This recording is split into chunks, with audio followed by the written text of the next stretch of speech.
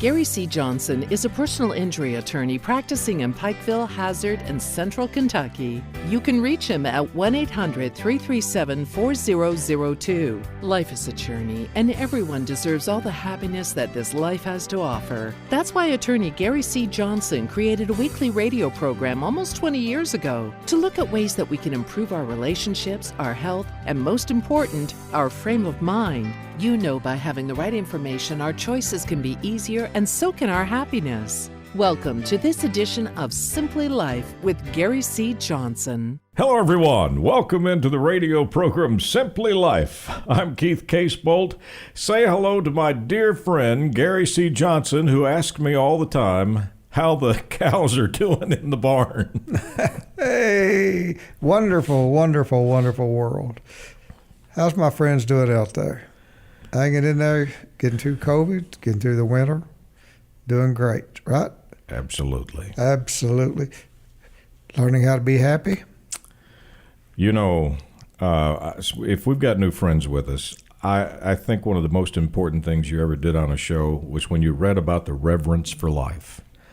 And I think about that often whenever anything is going bad and or you're getting troubled, and I stop and I think about what Gary C. Johnson said about the reverence for life, the fact that you have it, and it wipes everything away. Absolutely. Read a little thing on how not to waste your life. We can't afford to do that, my friend. We don't have enough of it left. So I'm going to read to you what this person says. She said, get you some pencil and paper and write on a single page what you want your life to be. Like a paragraph on your home, family, friendships, work, hobbies, mind, body, and spiritual life. Anything that matters to you, write it on that piece of paper. Mm-hmm. And you'll notice that more likely than not, money will not be on it. Then you take that list and you rank what matters most to you. Then instead of trying to fit your priorities into your life, build your life around the priorities. If time with your family is key, then maybe the hustle isn't worth it. If you need money now, then overtime might be on the right call for you. If you're skeptical, take it to your office.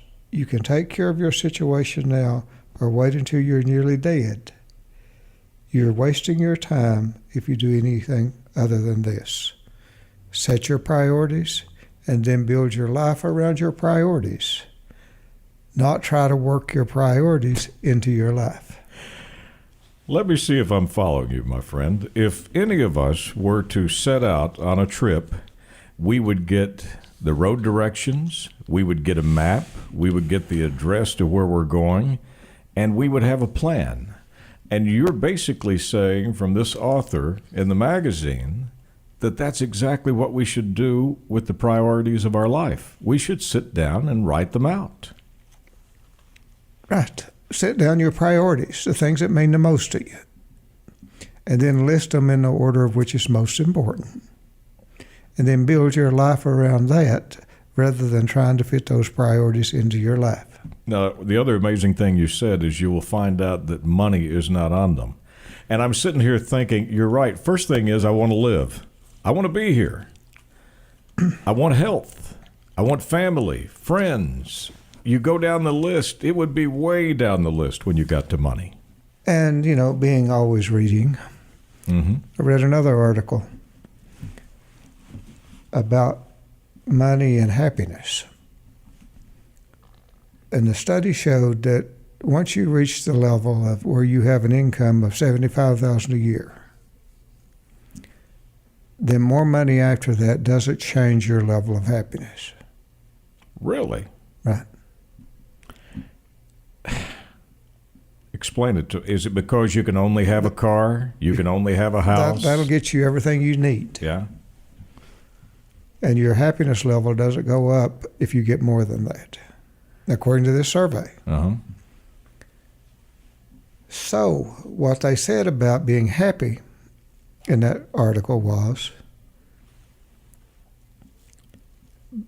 take any extra money you have and buy some time with it. In other words, some time for yourself, some time for leisure, some time for family or whatever. Mm-hmm. They gave an example. Well, hire someone to mow your grass for you if you have some extra money, because you've then bought that time for yourself. You had an hour of a gift that you don't have to do this chore, this job, right? Okay. You've bought some time, because that time is the thing that's the most important thing you will ever have. It is the most important thing we have. We all have clocks ticking right now. So if you have extra money, use it to buy some time by having other people do things for you so that you don't have to be doing them. Or taking an extra vacation with the family, or having an extra dinner with friends. Well, and what it said is, and take some of that money, if you have it, extra, and have new experiences. Travel. Plan a really exotic vacation and take 2 or 3 months to plan it. And then they said you've got all the excitement of all that planning over all that period of time. Isn't that the truth? That builds your happiness. So new experiences. Listen, I know you're telling the truth, because my wife had planned a vacation for like 5 months.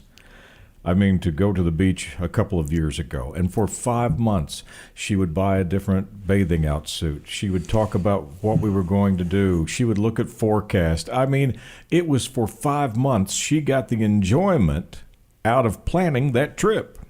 That was buying time. That was buying an experience in life. Yeah. And they said that's what will make you happy. It's not having the money. It's not going to make you happy. But if you can use it to buy yourself some time, buy yourself some experiences in life, some new experiences. And if you really want to be happy, instead of worrying about that extra money, try to surround yourself in your life with 3 or 4 friends. Because I said in the end, that's what will probably bring you the most happiness, is if you have friends. Yeah. You know, it's amazing that you're on this topic. A good friend of mine, I was talking to him this morning, and he said, there's got to be a happy medium.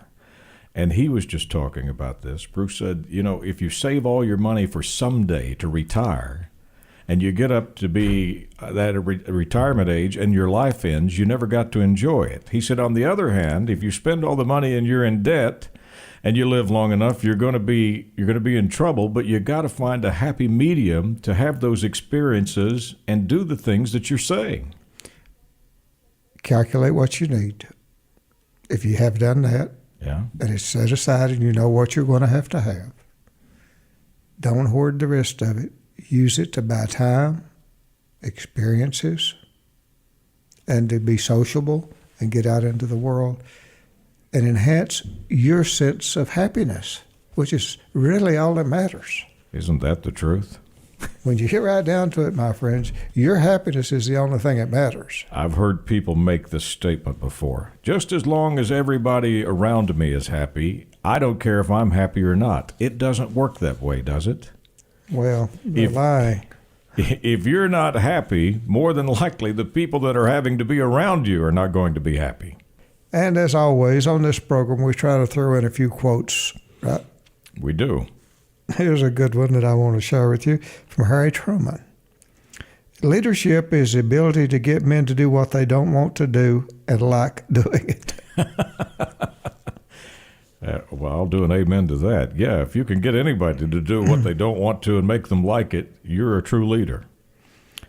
The successful person is the one who went ahead and did the thing I always intended to do.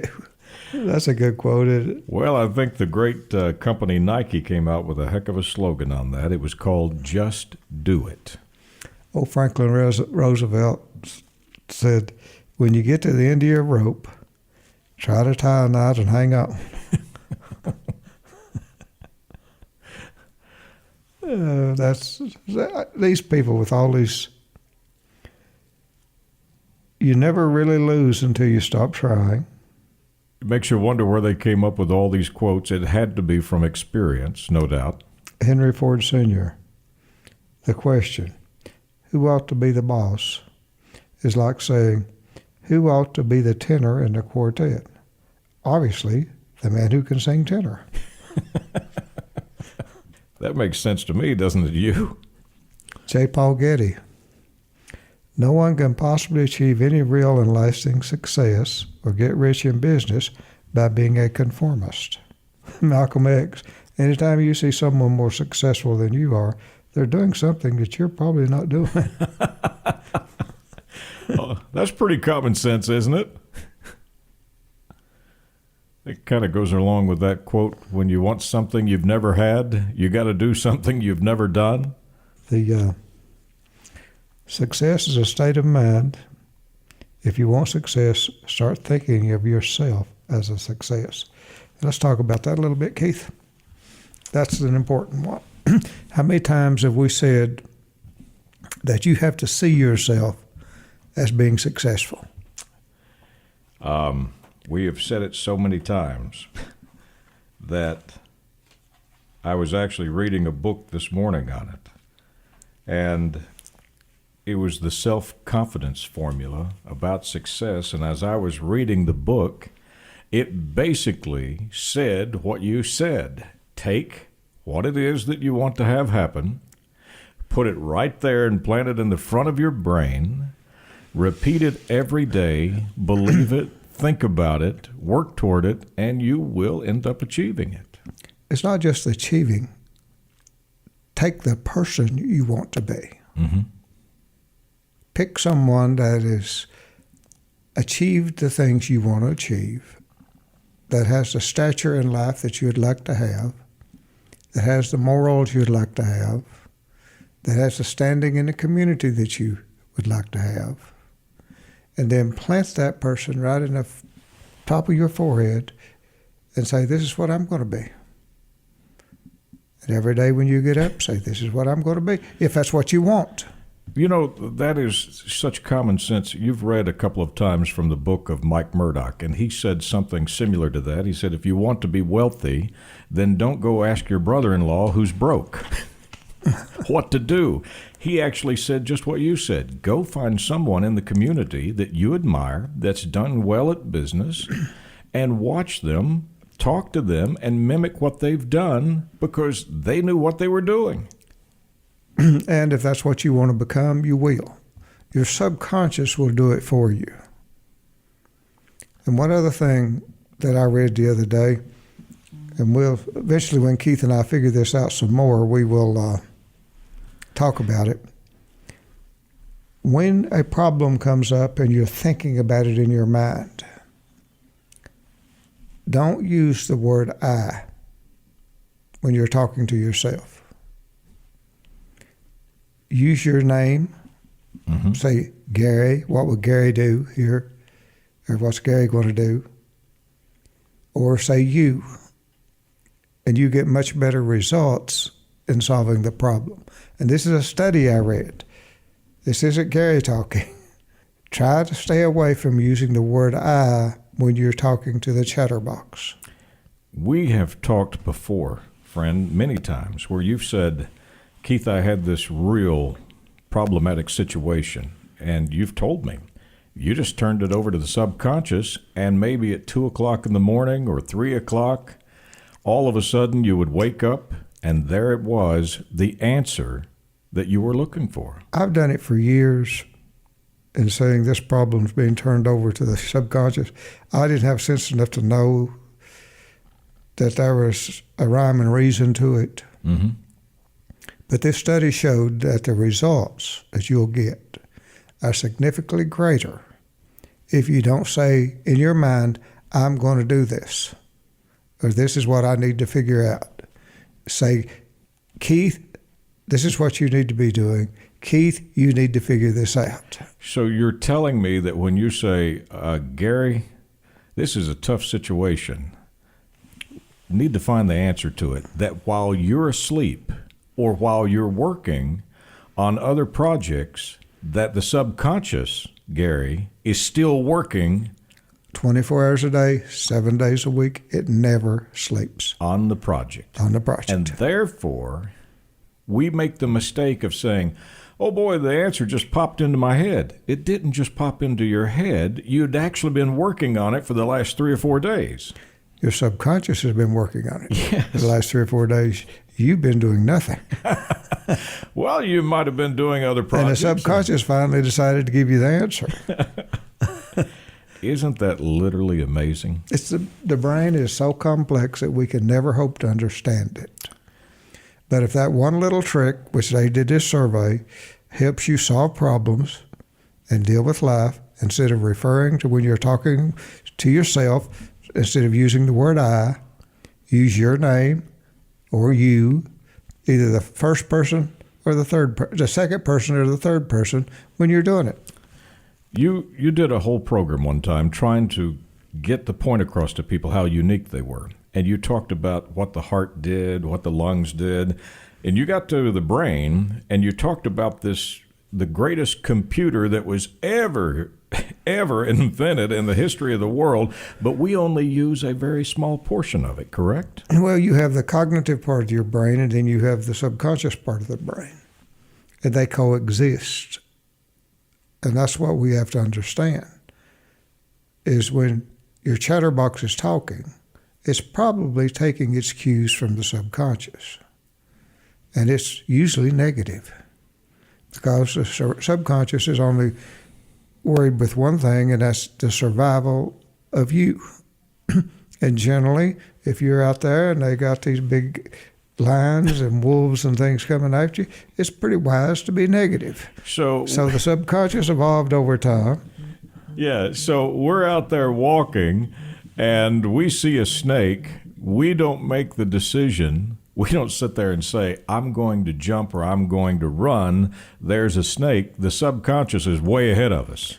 Subconscious is already taking care of you. We jump and we run from the snake before we even think about it. Right. You don't have to think. If you took time to think, you could get bit. Yeah. Like I say, the subconscious is vigilant, and it's worried about your survival. So when you talk to it, and they're chatting on the chatterbox, show it some respect. Say, Keith. Say, you. Boy. And don't try to say all I, big I, little, and no you. You're pretty doggone smart. You've saved us many a time. Yeah, no joke. And you'll continue to save us. You know, and I'm listening to the information that you're giving us right now about this, and it goes back to the concept that you started at the beginning of this year about happiness. Are you basically getting across to us, if you sit down and think what a miracle it is about your brain, about your ability to think, to function and to do things, how could you not be pleased with your creation? And what I'm saying to my friends that's listening to this program, there are wondrous things that you can do. Well, you have no limits to what you can do. Listen, if you will use that mighty fine brain that the good Lord gave you and let it do its thing. I will tell our friends this. When you walked into the studio and you started telling me a little bit about today's show, I started thinking about people say, oh, I'm bored and there's nothing to do. You just gave me a magical trip on this information to sit and try to explore and think about why things do the things they do and who you're at. You're right. Just thinking about your abilities. Just thinking of all the wondrous things that you can talk your subconscious into doing. It's, give it a little respect. It really... Refer to it as Keith or Gary. And here's another thing. If you're in a situation, my friends, and you're getting ready to let emotions take over and cause you to open your mouth, I want you to take just 1 second and say to yourself, what would Gary do? You've heard me on this show enough. You've heard what I have to say, what I think. Yeah. Say to yourself, what would Gary do? I got to tell my friends, I can't tell you how many times in the last 4 or 5 years that I have so wanted at the time to say or do something, and I have paused with that comment. How would Gary handle this? What would he do? And I find myself waiting, and I end up waiting the 24 hours, and then, holy cow, did I save myself from a disastrous decision. And that's the key to it.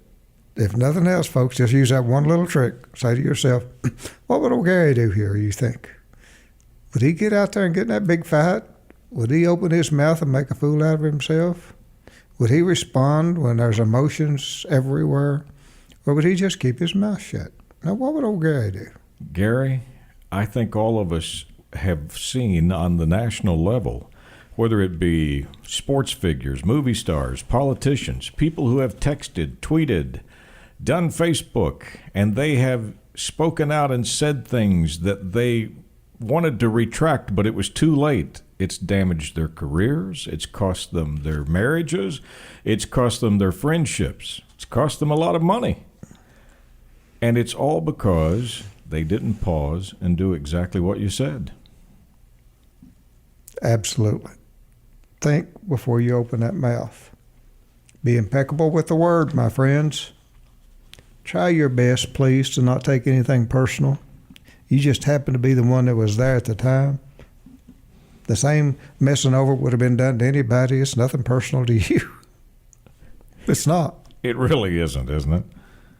And try your best to not have a bunch of imagined slights by not assuming anything.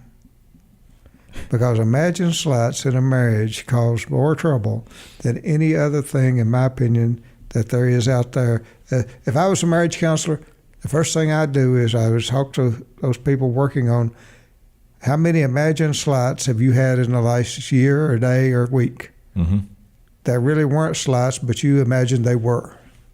And then you acted as though they were real. You had all the pain. You had all the trappings of it. You suffered with it.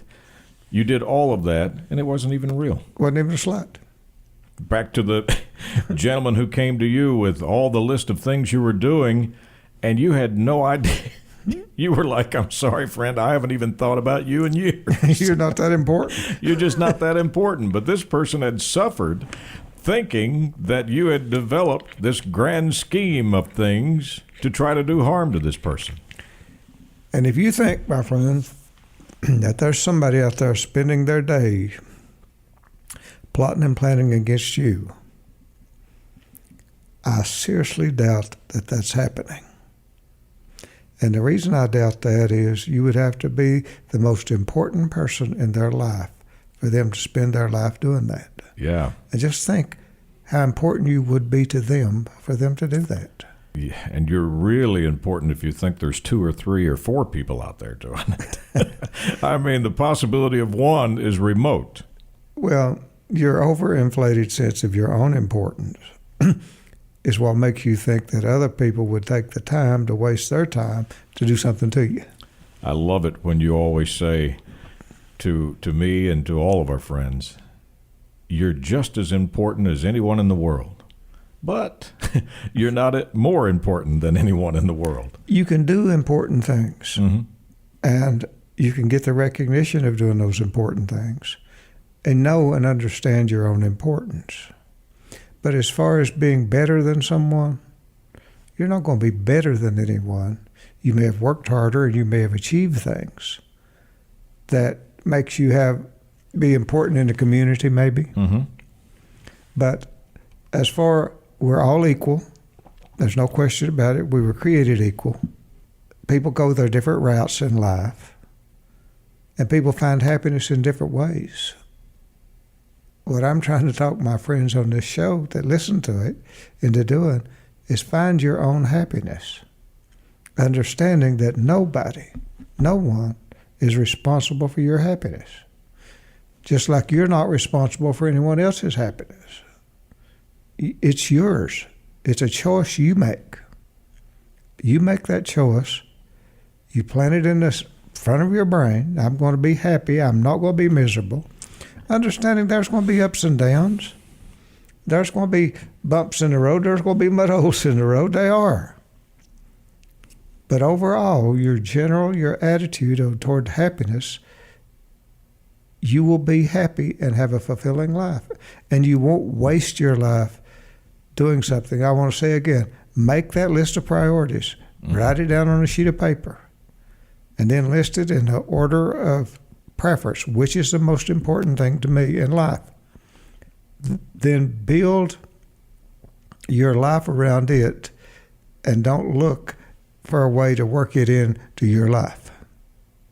That's the best lesson that you're going to get out of this program today. I think it is a great lesson because you're right, money will be down the list. And if you don't put money down the list and you put it at the top of the list, you're probably not going to have a very happy life in the form of friends, family. Then it's like I said, well, figure out how to get a second job or some overtime till you get over that problem, then move on. That's right. Make it the priority. Make it the priority, if that's what it is. Great lesson. Listen, Keith is going to think about the information that you've given us on turning things over to the subconscious. That is a wonderful, wonderful take on things. It's interesting. Maybe we'll get a little feedback from our friends on whether or not they used it and tried it. The respect that is only bought by gold is not worth very much. In other words, a bought friend isn't a very good friend. Good quote. Good quote. Helen Keller, those of you that, famous lady, had this to say about your life, my friends. Your success and happiness lie inside you. My goodness, you're talking about a miracle, Gary. Doesn't it make you ashamed to complain about anything when you think of what was the cards, the hand that was dealt to Helen Keller? Mm-hmm.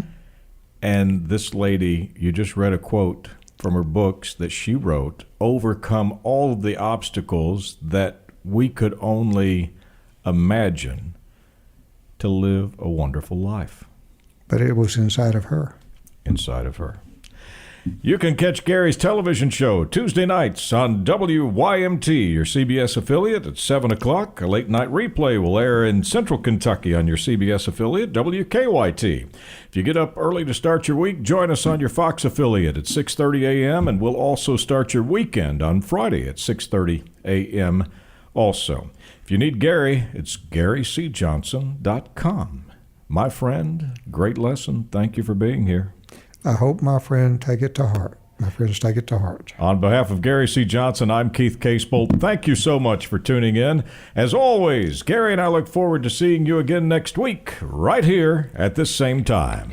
Thanks for listening to Simply Life with attorney Gary C. Johnson. If you'd like to reach the Gary C. Johnson Law Firm, you can call 1-800-337-4002. Until next week, may you be safe, healthy, and happy. And most of all, remember that you're unique and a gift from God. If you'd like to receive a podcast of this week's show or any future show, go to GaryCJohnson.com and sign up today. Thanks for listening to Simply Life.